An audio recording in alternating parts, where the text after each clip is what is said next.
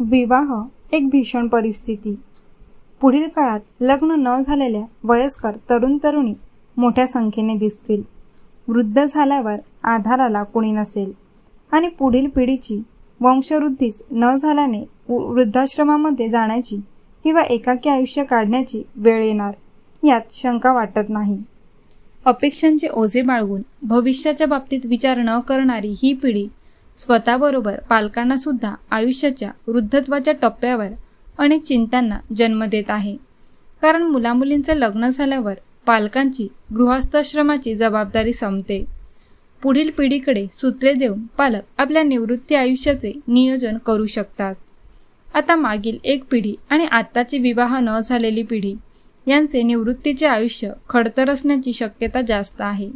फक्त पैसा, प्रॉपर्टी, दागदागिने, गाड्या म्हणजे सर्व सुख नाही. कौटुंबिक आयुष्यात चांगली वाईट आव्हाने आणि संकटे यांना सामोरे जाताना पती पत्नी एकमेकांचा मानसिक आधार असतात.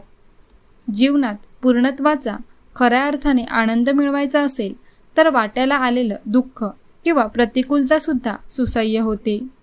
ते एकमेकांच्या पूरक भूमिकेमुळे. शिक्षणाची पात्रता, आर्थिक कमाई, जमीन जुमला, राहण्यासाठी स्वतःचे घर, सौंदर्याच्या व्यापक कल्पना, ठराविक भौगोलिक क्षेत्रात म्हणजे मुख्यतः पुणे, मुंबई, नाशिक येथेच वास्तव्य असावे याचा दुराग्रह हट्टापायी विवाहाचे वय निघून जात आहे. तारुण्याची किंवा ठराविक वयात वैवाहिक सौख्याची प्राकृतिक अनुकूलता आणि निरामय आनंदाला ही पिढी पारखी होत आहे. तेही आपणच आपल्यावर लादून घेतलेल्या अटींमुळे.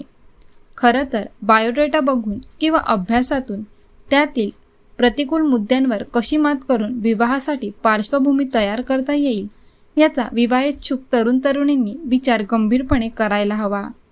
ठराविक बाबींचा अत्याग्रह हा आपल्या वैवाहिक आयुष्याला मारक आणि बाधक ठरत आहे आणि कल्पनांचे इमले रचूनही वास्तवात एकाकीपणे जगायची वेळ येत आहे. आयुष्याची संध्याकाळ जवळ आल्यावर हा विचार करण्यात आपण एवढी मोठी चूक केली त्याचे परिणाम वैयक्तिक आयुष्यावर तर पडणारच आहेत, पण सामाजिक संतुलन सुद्धा बिघडणार आहे. आपल्या संस्कृतीला सुद्धा या बाबी मारक ठरत आहेत. स्त्री पुरुषांच्या आयुष्याची पूर्णता ही वंशवृद्धी, मुलांचे संगोपन, शिक्षण, गृहस्थाश्रम आणि वानप्रस्थाश्रम या पायऱ्यातूनच होत असते. आपण विवाह संस्थेचा पाया आणि ढाचा उघडून टाकत आहोत. आपले अपेक्षांचे दुराग्रह आपल्याला कुठे घेऊन जात आहेत यावर गंभीरपणे आत्मचिंतन करण्याची वेळ आली आहे. लोकसंख्येत वृद्ध लोकांचे प्रमाण वाढल्याने जपानसारखे प्रगत विकसित राष्ट्र गंभीर परिणामांना सामोरे जात आहे. घरातील वैयक्तिक विवाहाचा प्रश्न राष्ट्रीय दृष्टिकोनातून किती गंभीर आहे हे तेथील परिस्थितीचा अभ्यास केल्यास कळून शकेल.